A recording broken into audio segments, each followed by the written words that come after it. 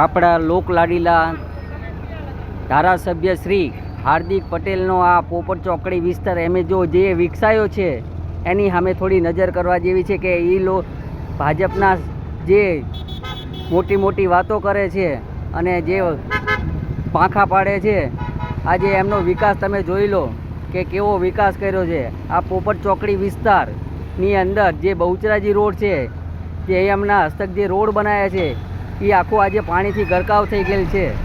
તમે જોઈ રહ્યા છો કે કેટલું પાણી કેટલી હદે ભરાયેલું છે. આજે વગર વરસાદે એ પાણી તમને જોઈ રહ્યા છો કે કેમનો એટલો વિકાસ કર્યો છે.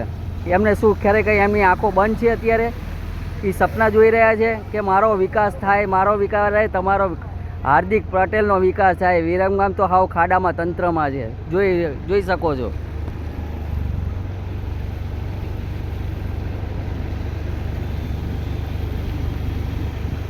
આખો રસ્તો બંધ થઈ ગયેલ છે. આખો જે ડબલ પટ્ટીનો રોડ છે એ આજે સિંગલ પટ્ટીમાં દેખાઈ આવે છે. આ ભોળી પ્રજાનું શું થાય?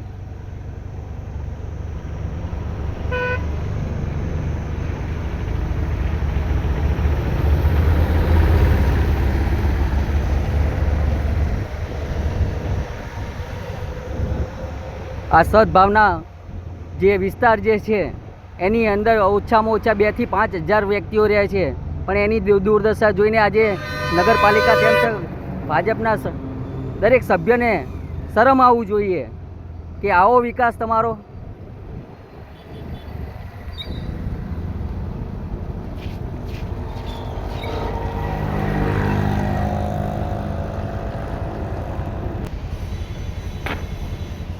આ પોપટ ચોકડીના રહીશો અને દુકાનદારોને કેટલી તકલીફ પડતી હશે એ તમે જોઈ શકો છો.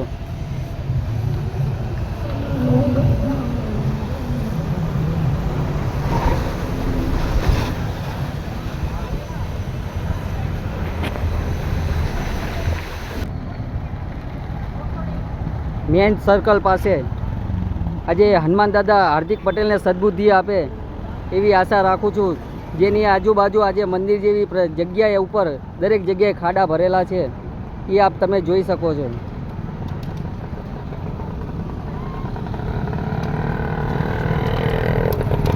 અમારા ધારાસભ્ય એમ કહે છે કે વિકાસ વિકાસ ને વિકાસ. આ સારો વિકાસ છે પોપટ ચોકડી તમારા વિસ્તારનો. જોઈ શકો છો કચરાના ઢગલા. જ્યાં એક વસ્તુ આજે પબ્લિક જે છે પાણીપુરીને જે ખાણીપીણી ખાઈ રહી છે ત્યાં આજે કચરાના ઢગલા છે. તો આરોગ્ય તંત્રએ એક વસ્તુ જાગૃત થવાની જરૂર છે.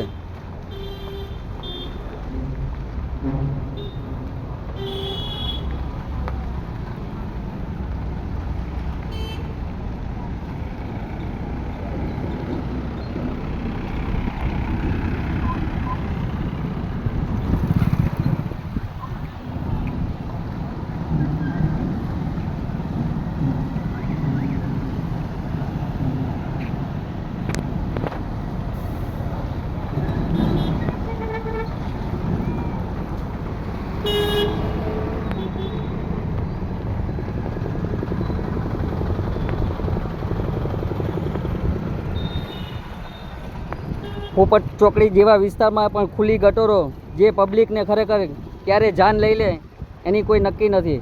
આપ જોઈ રહ્યા છો કે દરેક જગ્યાએ આવા ગટરના ઢાંકણા તમને ખુલ્લા જોવા મળશે.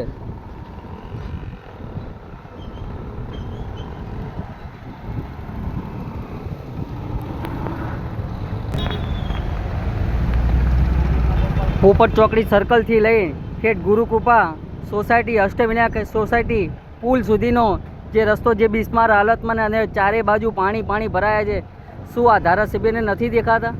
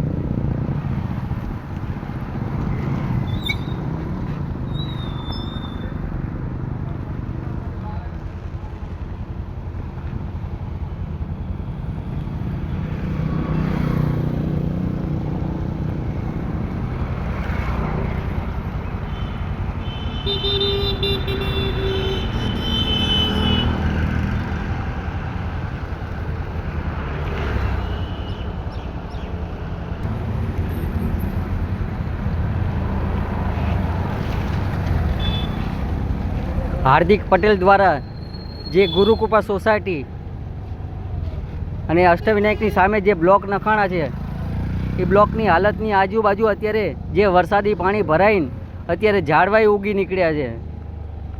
બહુ સારું કામકાજ છે, પણ એને કોઈ સફાઈ કામદાર કોઈ એના ઉપર ધ્યાન નથી. જોઈ શકો છો આપ.